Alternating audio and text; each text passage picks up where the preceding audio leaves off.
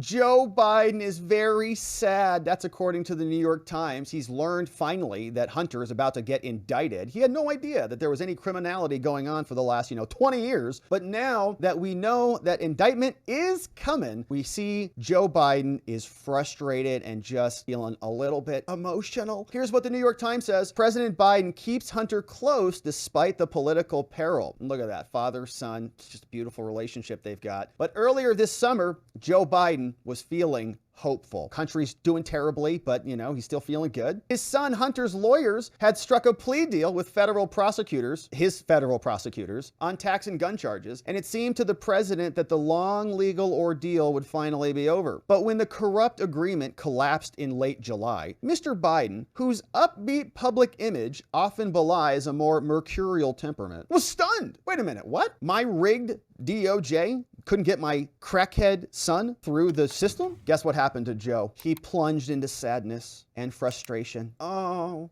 man, pour one out for Joe. He's sad. This is according to several people close to him who spoke on condition of anonymity to preserve their relationships with the Biden family. Since then, his tone in conversations about Hunter have been tinged with resignation that was not there before. It's like, oh, hey, Joe, all those questions that everybody was asking you about during 2020 and the years before that about Burisma, and you kept lying to all of us? No, he's great. He's like selling a lemonade stand over there or something. No, it's all true. You knew it was true. You just didn't want to address it. Now you're sad about it? Okay, nobody cares. Now the Justice Department plans to indict Hunter on a gun charge, which is like a joke of a charge relative to the other charges. White House advisors are preparing for many more months of Republican attacks and the prospect of a criminal trial in the middle of the presidential campaign. Yeah, like Trump's 4 of them, right, that they're trying to jockey. Republicans have cast Hunter's troubles as a stew of nepotism and corruption, which the Biden administration denies, but there is no doubt that Hunter's case is a drain, they say. New York Times. The saga reflects painful dynamics of the first family, shaped by intense ambition, deep loss with anger and guilt. It's the story of 2 very different, if much loved sons, and of a father holding tight to the one still with him. Oh my gosh! Who wrote this terrible article? Katie. Oh gosh. This account is based on interviews with more than a dozen people close to the Biden family who declined to speak on the record. It's a puff piece, this stupid piece. People who know both men say their bond is singular in its intensity, but even allies of Biden, who prides himself on his instincts, say at times he's been too deferential to his younger son, often appearing unwilling to tell him no, despite his problems. Oh gosh. It's a puff piece, man. It's like why we should feel sad for Hunter and Joe and Bo. And Joe lost one of his sons, and now it's his only son, and that's why he can't say no. He's too deferential. His $83,000 a month check out of Burisma, $1 million a year. Give me a break. This is shameful. And she's reporting from Malibu. All right, so she's hanging out with Hunter. She's hanging out with Hunter and everybody, reporting from Malibu, California, and Washington. All right, get a real job. Anyways, the point is, that's what they're saying. Now, they're in panic mode, as you can tell, because the New York Times is now writing puff pieces, even without any shame at all. Like, that's just an obvious one. Jen Psaki got an additional day. Now she's going to be on MSNBC, I think on Mondays now, which is exciting for certain people. But she had on Representative Dan Goldman, and he is saying there is still no evidence at all of any connection to Joe Biden, despite mounds of it every day coming out. Here's what he says. Congress is returning later this month. You were the lead majority counsel in the first impeachment of Donald Trump. Kevin McCarthy has been making a lot of noise about moving forward with a process toward an impeachment inquiry of President Biden.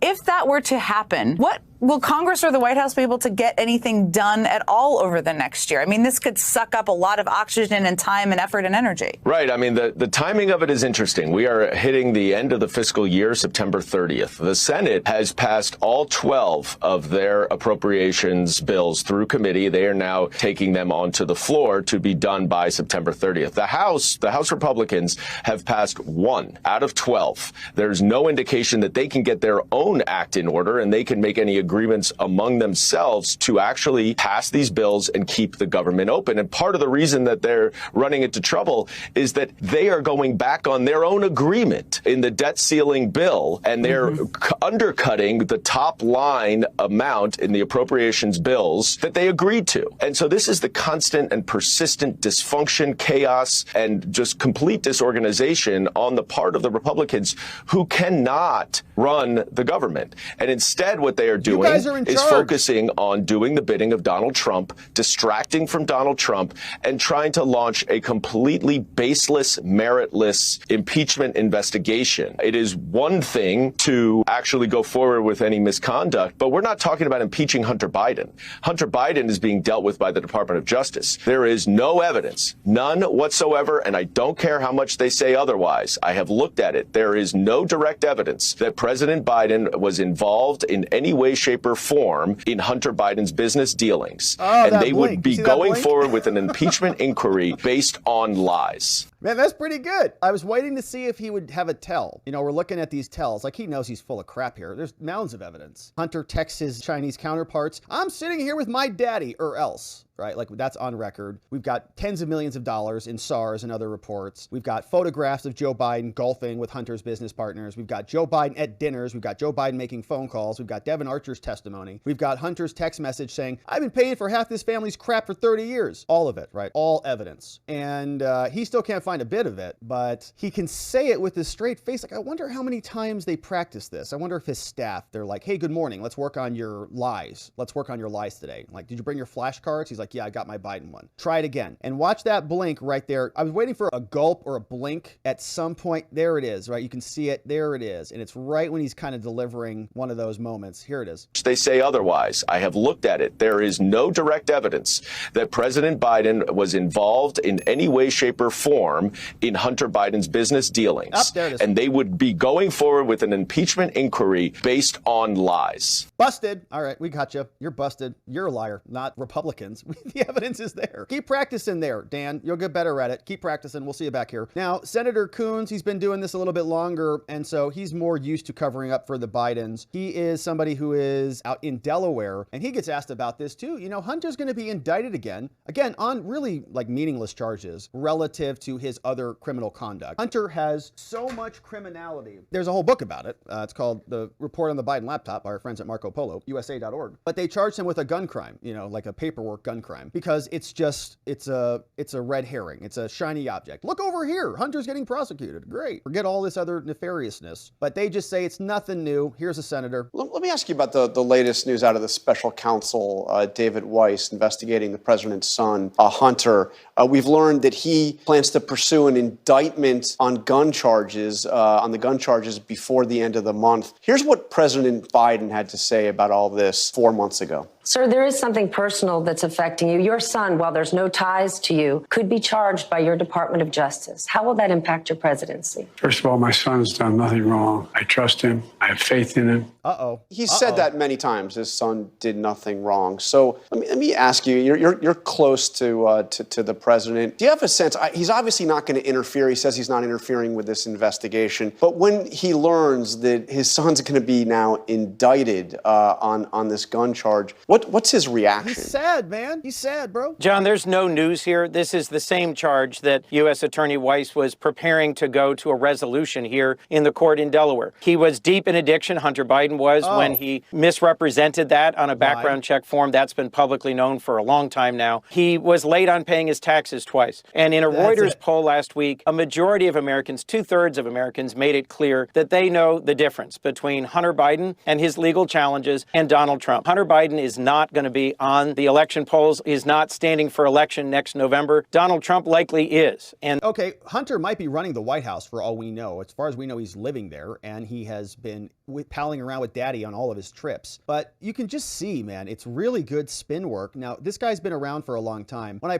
press play again. Look down here at the bottom. It says Biden ally Senator Coons, right? And this is funny. I mean, shout out to ABC for making that known. Yeah, he is a Biden ally. He's just a talking point spinster senator. The 4 different legal matters where Donald Trump's been charged with 83 counts stand in stark contrast. Trump. As the reporter who asked that question you just played recognized, there's no ties between President Biden and his conduct as president and these regrettable matters with Hunter Biden.